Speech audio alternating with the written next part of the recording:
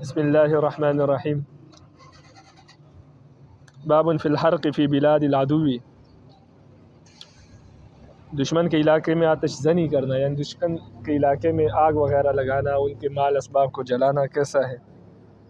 وبی قال حدثنا قتیبۃ بن سعید قال حدثنا لیث عن نافع عن ابن عمر رضی اللہ تعالیٰ عنہما سے روایت ہے ان رسول اللہ صلی اللہ علیہ وسلم حرق نخل بنی النضیر، نبی علیہ السلام نے بنو نذیر کے کھجوروں کے باغات جلا دیے تھے۔ وقطع وہی البویرۃ، اور درختوں کو کاٹ ڈالا۔ فانزل اللہ عز وجل ما قطعتم من لینۃ او ترکتموها، تو اس مقام پر، یہ مقام بویرہ میں تھا، یہ جب غزوہ ہوا تھا، یہ مقام بویرہ میں آپ صلی اللہ علیہ وسلم نے آگ بھی لگائی تھی اور درختوں کو بھی کاٹ ڈالا تھا۔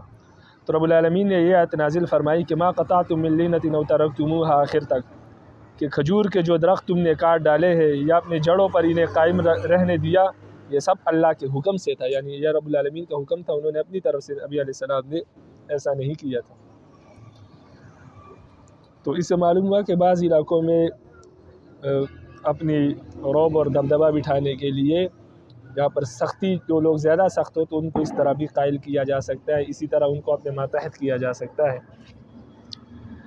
وبی قال حدثنا حناد بن سری عن ابن المبارک عن صالح بن ابی الاخضر عن الزہری قال عروہ فحدثني اسامۃ ان رسول اللہ صلی اللہ علیہ وسلم کان عہد الیہ، عروہ کہتے ہیں کہ اسامہ رضی اللہ تعالیٰ عنہ نے مجھ سے بیان کیا کہ رسول اللہ صلی اللہ علیہ وسلم نے انہیں وصیت کی تھی اور فرمایا اغر علی ابنی صباحا وحرق، کہ ابنی پر صبح سویرے حملہ کرو اور اسے جلا دو۔ یہ فلسطین میں رملہ اور عسقلان کے مابین ایک جگہ کا نام ہے۔ فلسطین میں ابنا نامی ایک جگہ ہے، اور یہ رملہ اور عسقلان، یہ دونوں بھی مقامات ہیں مشہور، ان کے درمیان یہ جگہ واقع ہے۔ تو یہاں اس کے بارے میں نبی علیہ السلام نے حکم فرمایا کہ یہاں پر آتش زنی کرنا، یعنی فتح کرنے کے بعد یہاں کے چیزوں کو آپ جلا دینا۔ وبی قال حدثنا عبد اللہ بن عمرو الغزی سمعت ابا مسہر قیل له ابنی قال نحن اعلم ہی یبنى فلسطین، عبداللہ ابن عمر غزنی کہتے ہیں کہ ابو مسہر کے سامنے ابنی کا تذکرہ آیا تو میں نے ان کو کہتے ہوئے سنا، ہم جانتے ہیں یہ جبنا ہے، یہ ابنی نہیں ہے، یہ جبنا ہے جو فلسطین میں ہے، یعنی انہوں نے اس کا نام جبنا بتایا۔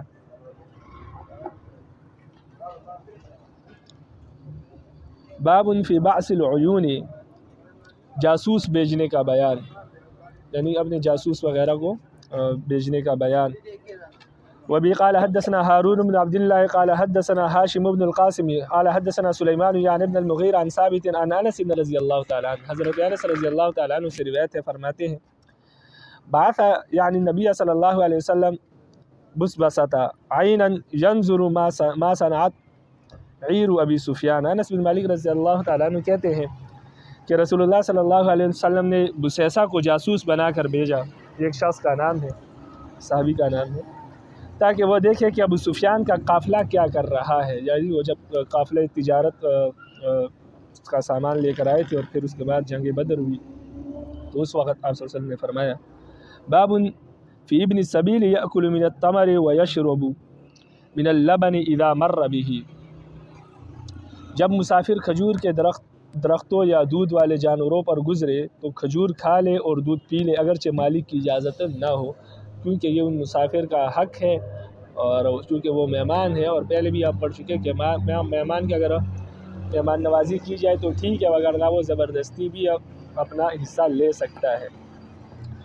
وبی قال حدثنا عیاش بن الولید الرقام قال حدثنا عبد الاعلی قال حدثنا سعید عن قتادة عن الحسن عن سمورة بن جندب ان النبی صلی اللہ علیہ وسلم قال، سمورہ بن جندب رضی اللہ تعالیٰ عنہ سے روایت ہے، فرماتے ہیں کہ نبی علیہ السلام نے فرمایا اذا اتى احدكم على ماشیۃ فان كان فيها صاحبها فليستأذنه، فرمایا اگر تم میں سے کوئی شخص جانوروں کے پاس آئے اور اس کا مالک موجود ہو تو اس سے اجازت لے لے، فإن أذن له فليحلب، اگر وہ اجازت دے دے تو آپ دودھ پی لیں، اگر وہ اجازت دے تو دودھ پی لے. فلیحلب دودھ دوئے اور پی لے. فإن لم یکن فیہا اگر وہ وہاں پر مالک موجود نہ ہو فلیصوت ثلاثا تو 3 مرتبہ اس کو آواز دے.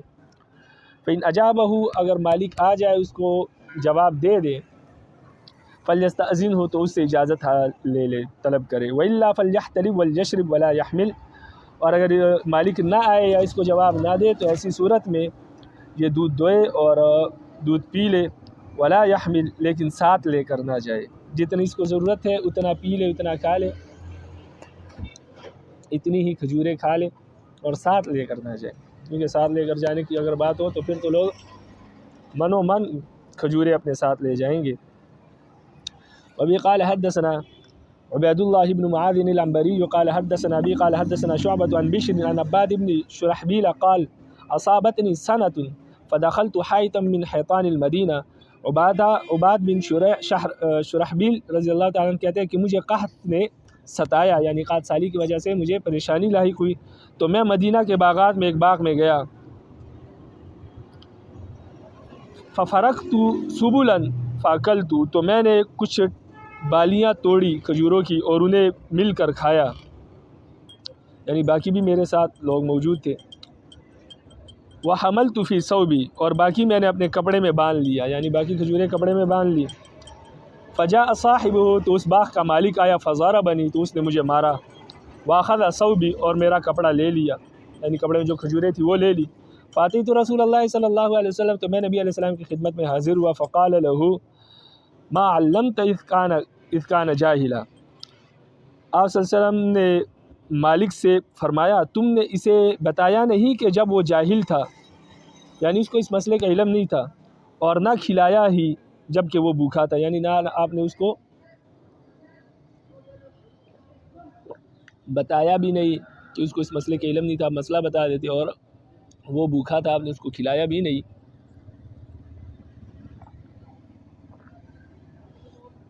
او قال ساغبا اور آپ نے اسے حکم دیا کہ جاین کا لفظ فرمایا یا ساغبن کا اور اس کو حکم دیا. وامرہ فرد علیہ ثوبی اس کو حکم دیا تو اس نے میرا کپڑا مجھے واپس دے دیا. وآتانی وسقا اور مجھے ایک وسق کھجوریں دی اور نصف وسق من طعام یا نصف وسق کھجوریں دی یعنی 60 سا کھجوریں مجھے دی. ایک سا میں تقریباً 4 کلو آتے ہیں. تو جب نبی علیہ السلام نے فرمایا کہ اس کا کپڑا واپس دو تو اس نے پھر مجھے 60 سا کھجوریں دی. یہ تقریباً کوئی 250 کلو بنتے ہیں. یا فرمایا کہ نصف سا دی یعنی 160 کلو کھجوریں انہوں نے. کیونکہ نبی علیہ السلام جب صحابہ کو حکم دیتے تھے تو پھر صحابہ کے سامنے کوئی چیز نہیں رہتی نبی علیہ السلام کے حکم کے سامنے صرف اسی کو ترجیح دیتے تھے. تو پہلے جس صحابی کو مارا تھا پھر اس مالک نے اس کو 60 سا کھجوریں دی. وبی قال حدثنا محمد بن تو ایک وسق جو ہے وہ 60 سا کو کہتے ہیں. وبی قال حدثنا محمد بن بشار قال حدثنا محمد بن جعفر عن شعبة عن ابی بشر قال سمعت عباد بن شرحبیل رجلا منا من بنی غبرہ بمعناہ. فرماتے ابو بشر رضی اللہ تعالیٰ عنہ کہتے ہیں کہ میں نے عبادہ بن شرحبیل سے جو ہم میں سے قبیلہ بنو غبر کے ایک فرد تھے اسی مفہوم کی ایک حدیث میں نے ان سے سنی ہے. کیونکہ یہ واقعی انہی کے ساتھ پیش آیا تو مختلف صحابہ نے ان سے روایت کیا ہے. وبی قال حدثنا عثمان وابو بکر ابن ابی شیبۃ وهذا لفظ ابی بکر عن معتمر بن سلیمان قال سمعت ابن ابی حکم الغفاری یقول.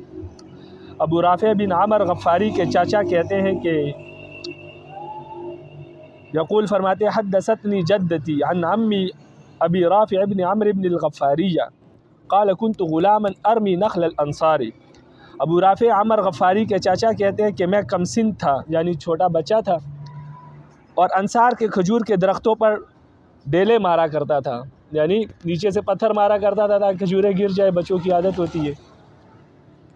فوتی ابی نبی صلی اللہ علیہ وسلم تو مجھے پکڑ کے نبی علیہ السلام کی خدمت میں پیش کیا گیا کہ یہ ہمارے کھجوروں کو ڈیلے مارتا ہے.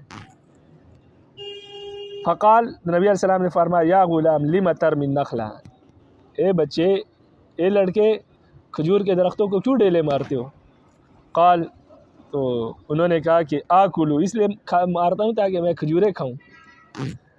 قال، تو نبی علیہ السلام نے فرمایا فلا ترم النخلہ وکل مما یسقط فی اسفلھا، فرمایا کہ بیٹا درخت پر ڈیلے نہ مارا کرو، ہاں جو نیچے گر گئے ہو اس کو کھا لیا کرو۔ ثم مسح رأسہ، پھر میرے سر پر آپ صلی اللہ علیہ وسلم نے دست شفقت پھیرا، فقال، اور فرمایا اللہم اشبع بطنہ، یا اللہ اس کے پیٹ کو بھر دے، یعنی اس کے پیٹ کو آسودہ کر دے تاکہ اس کی بھوک مٹا دو۔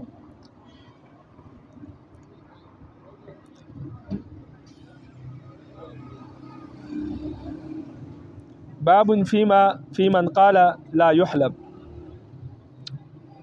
یہ باب ہے ان لوگوں کے بیان میں جن کے نزدیک مالک کی اجازت کے بغیر جانور کا دودھ پینا جائز نہیں ہے، کیونکہ پیچھے حدیث گزر چکی کہ جب آپ جنگل بیابان میں آپ مسافر ہے اور وہاں جانور ہے تو آپ مالک سے اجازت لے لیں اگر مالک موجود ہے، اگر مالک موجود نہیں ہے تو 3 مرتبہ اس کو آواز دے دے، اگر وہ آ جائے تو ٹھیک، وگرنہ